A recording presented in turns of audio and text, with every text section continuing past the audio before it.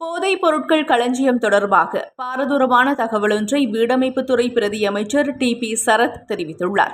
இலங்கையில் இன்னும் 10 வருடங்களுக்கு தேவையான போதைப் பொருட்கள் களஞ்சியப்படுத்தப்பட்டு இருப்பதாக அவர் குறிப்பிட்டுள்ளார்.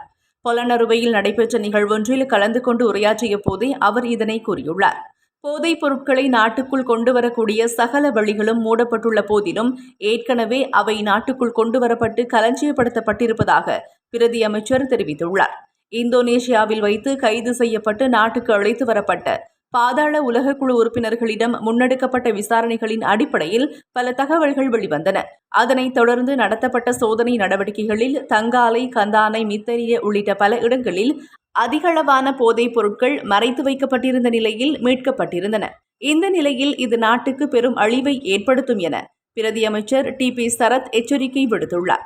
அதே நேரம் நாட்டிலிருந்து போதைப் பொருட்களை ஒழிக்கும் முயற்சிகளில் அரசாங்கத்தோடு கைகோர்க்குமாறு பொதுமக்களுக்கு அவர் அழைப்பு விடுத்துள்ளார்.